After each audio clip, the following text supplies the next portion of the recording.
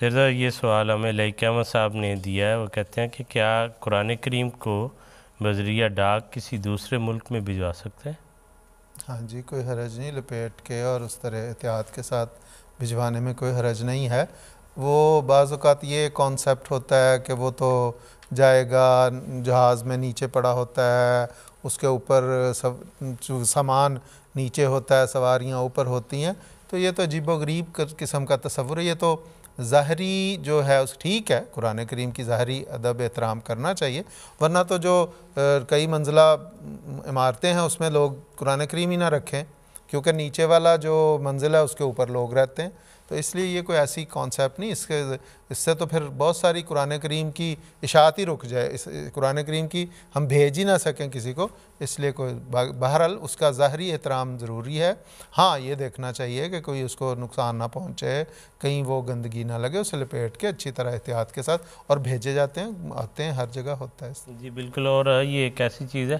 جو اگر کہہ دیا جائے کہ ایسے نہیں کرنا، ہاں جی بالکل، یا تو تکلیف ما لا یطاق ہے، جو ممکن نہیں انسان کے لیے کہ اس کو کر سکے، تو اس لیے اس حوالے سے محترم ظہیر خان صاحب نے جیسے ذکر کیا کہ قرآن کریم کی اشاعت مقصد ہو تو نیک مقصد ہو، تو اس کے لیے اس طرح کے وہموں میں نہیں پڑھنا چاہیے۔ حضرت خلیفۃ المسیح ثالث رحمہ اللہ تعالیٰ نے اس حوالے سے ایک بڑی تفصیل سے ایک بات بیان کی، اور مجلس شورا میں سب کو مخاطب کرتے ہوئے آپ نے یہ فرمایا کہ ایک شخص کو کہا گیا کہ قرآن کریم تقسیم کر دو، تو اس زمانے میں چونکہ اس نے تقسیم کرنے تھے سائیکل کے اوپر رکھ کے، تو اس نے کہا جی تقسیم نہیں ہو سکتے۔ تھوڑی دیر بعد پوچھا گیا کہ تم نے تقسیم کی ہیں کہ نہیں، چند ہفتے بعد اس نے کہا جی تقسیم نہیں ہو سکتا۔ انہوں نے کہا وجہ کیا ہے؟ انہوں نے کہا دیکھیں جی میں نے سائیکل کے اوپر رکھ کے قرآن کریم تقسیم کرنے ہیں، اگر تو میں قرآن کریم سامنے رکھتا ہوں تو میں سائیکل پہ بیٹھا ہوں، میں اونچا ہو گیا ہوں، قرآن کریم نیچا ہو گیا، تو میں تقسیم نہیں کر سکتا۔ اگر میں قرآن کریم پیچھے رکھتا ہوں تو قرآن کریم کو پیٹھ ہو جائے گی، پیچھا ہو جائے گا، تو دونوں طریق مناسب نہیں ہیں، اس وجہ سے میں تو قرآن کریم تقسیم نہیں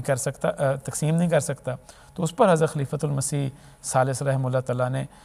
ناراضگی کا اظہار فرمایا۔ ان کا ہمارا مقصد ہے اشاعت قرآن، اشاعت قرآن کے لیے ہماری جان بھی حاضر ہے، اور اس کی عزت کے لیے قرآن کو کوئی پیچھا نہیں ہوتا، بلکہ ہماری جو کمر ہے پیچھا، اس کو بھی تو قرآن کی برکتوں کی ضرورت ہے، تو وہ اس کو پھر کاٹ کے پھینک دیا جائے کہ بھئی اس کو قرآن کی جسم کو برکت کی ضرورت نہیں ہے، کیونکہ ہمارے ہر جسم کے حصے کو قرآن کی برکت کی ضرورت ہے۔ اور فرمایا کہ اس طرح کے وہموں کو میں اپنی جماعت میں ہرگز رائج نہیں ہونے دوں گا۔ اصل میں تو انما الاعمال بالنیات، کہ اعمال جو ہیں وہ نیت کیا ہے آپ کی، آپ نیت یہ ہے کہ قرآن کریم کی نعوذ باللہ تحقیر کر رہے ہیں یا اس کا عدم احترام کر رہے ہیں، وہ منع ہے، لیکن اگر قرآن کی عزت مقصود ہے، جس طرح منصور صاحب نے کہا کہ اس کو اشاعت اس کی مقصود ہے، لوگوں تک پہنچانا، تو کوئی حرج کی بات۔ جی ٹھیک ہے، بالکل ٹھیک۔